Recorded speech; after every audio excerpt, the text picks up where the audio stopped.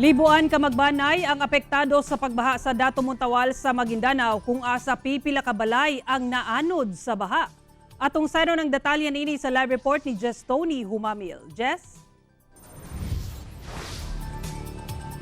Sara mokabat sa 9,500 ka magbanay sa Dato Montawal sa Maguindanao ang apektado sa pagbaha. Pagkaanod sa pipila ka mga balay, nakuhaan og video. Samtang gibasab ang pipila ka mga barangay sa Pikit, Cotabato.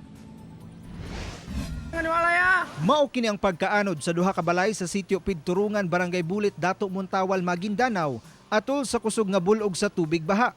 Kini human milapaw ang sapa sa lugar tungod sa sagunsong pag-ulan sa lungsod kagahapon. Allahu Akbar.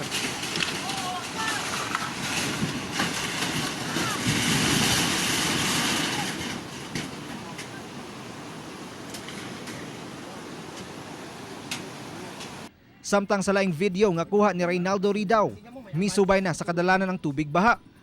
Busa daghang mga motorista ang natanggong.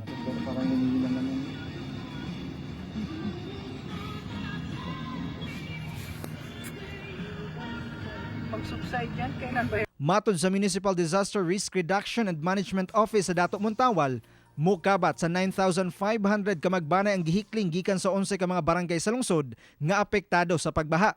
20 ka magbanay ang nagtiner pa karon sa evacuation center, gumikan kay lubog pa sa tubig baha ang ilang mga balay. Dayon sab gihatdan og paunang tabang sa lokal nga kagamhanan ang mga apektado sa pagbaha. Wala hinoy natala nga namatay sa hitabo.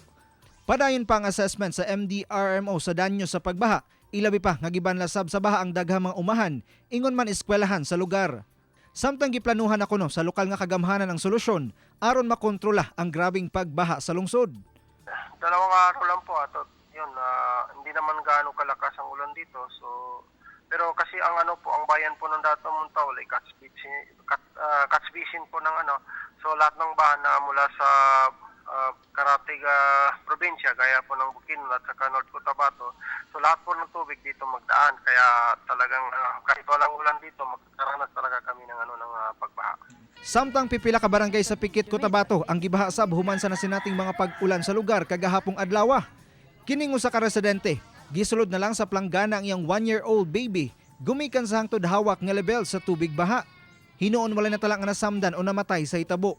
Matod sa Pag-asa, epekto kini sa habagat og localized thunderstorms nga padayong nakaapekto sa panahon sa Mindanao. Sara subling gipahimangnuan sa lokal nga kagamhanan ang mga residente nga dili nahulaton pa nga motaas ang level sa tubig baha una mobakwit aron malikay sa peligro ang kinabuhi. Kini human adunay pipila ka mga residente sa Pikit, Cotabato ang girescue sa otoridad kagabi. Human naglisod na kini og gawas sila mga panimalay gumikan na usab sa taas nga level sa tubig baha. Sara. Okay, dagang salamat, Jess Tony Humamil.